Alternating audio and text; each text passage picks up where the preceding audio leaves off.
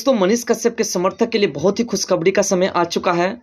आपको बता दें कि जिस प्रकार से हमने आपको पिछले वीडियो में बताया था कि बिहार के राज्यपाल को अनिकेत रंजन और कर्ण कश्यप द्वारा जो है एक पत्र दिया गया है, जिसमें राज्यपाल से ये मांग की गई है कि मनीष कश्यप के ऊपर जो एनएसए लगा है या मनीष कश्यप के ऊपर जो कार्रवाई की जा रही है उसकी पूरी जांच पहले की जाए, उसके बाद उसका निर्णय लिया जाए।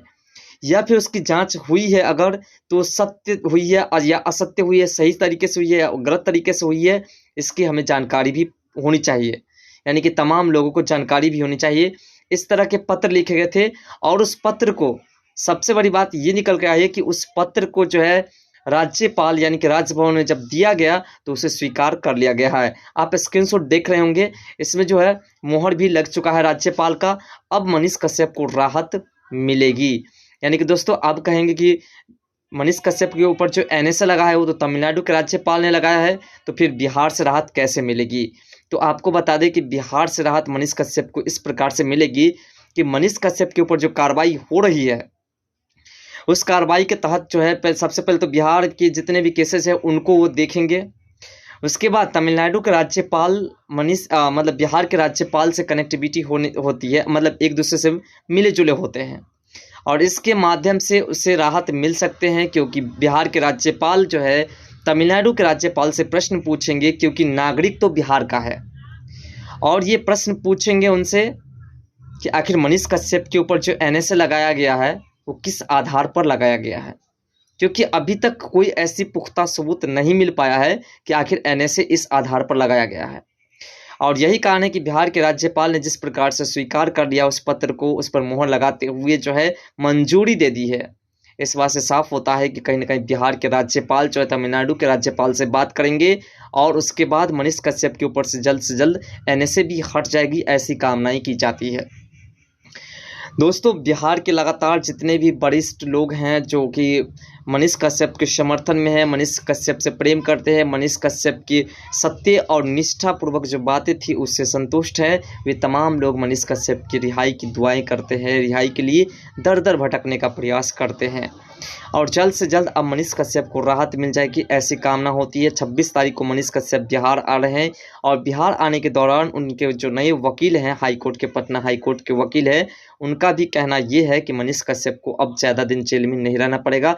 मनीष कश्यप के ऊपर से जो है लगभग 1 महीने के अंदर में अब एनएसए हट जाएगा। अगर मनीष कश्यप के ऊपर से एनएसए हट जाता है तो हम आपको पूरे विश्वास और गारंटी के साथ कहते हैं कि मनीष कश्यप को जल्द से जल्द राहत मिल जाएगी और मनीष कश्यप जल्द से जल्द जेल से बाहर आ जाएंगे।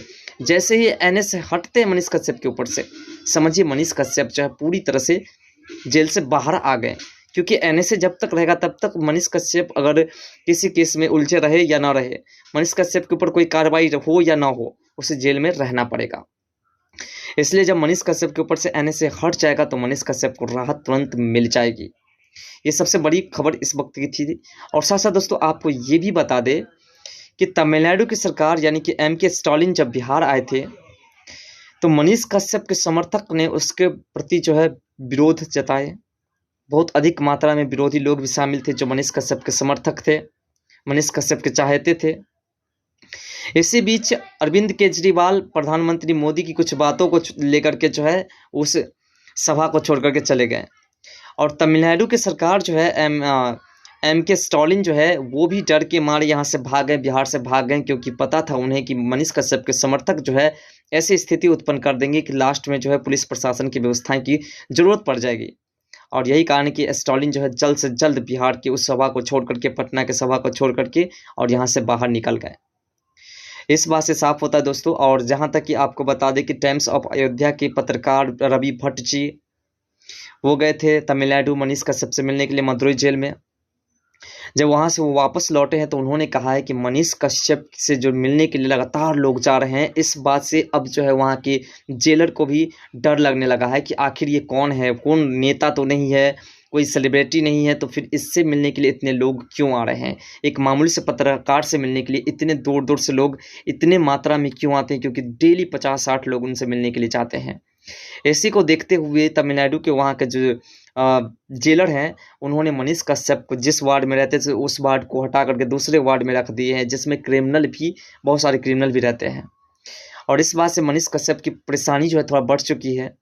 और साथ साथ मनीष कश्यप के जितने भी समर्थक हैं वो लगातार मनीष कश्यप से मिलने के लिए तमिलनाडु में दौरा लगा रहे हैं, मिलने के लिए जा रहे हैं। और इस बात को देखते हुए मनीष कश्यप को थोड़ी सी सांत्वना तो मिलते हैं कि आखिर अभी भी मनीष कश्यप के चाहने वाले 3.5 करोड़ लोग हैं। आप सोच सकते हैं कि किसी विधायक सांसद के इतने बड़े चाहने वाले लोग नहीं होते, जहाँ तक कि बड़े बड़े एक्टर्स के इतने चाहने वाले लोग नहीं होते जितने मनीष कश्यप के चाहने वाले लोग हैं। इस बात से आपको क्या लगता है कि मनीष कश्यप अगर राजनीतिक में आते हैं तो क्या आपको लगता है कि उसे सीट नहीं मिलेगा? क्या वो राजनीतिक अगर लड़ेंगे तो क्या वो नहीं जीतेंगे नेतागिरी में? लेकिन मनीष कश्यप के कार्य को देख करके सरकार को दिक्कतें होने लगी। और यही कारण है कि आज मनीष कश्यप के चाहने वाले 3.5 करोड़ लोग हैं। ये कोई छोटी नहीं है, बहुत बड़ी है। शायद तेजस्वी यादव के चाहने वाले, नीतीश कुमार के चाहने वाले भी इतने लोग नहीं होंगे।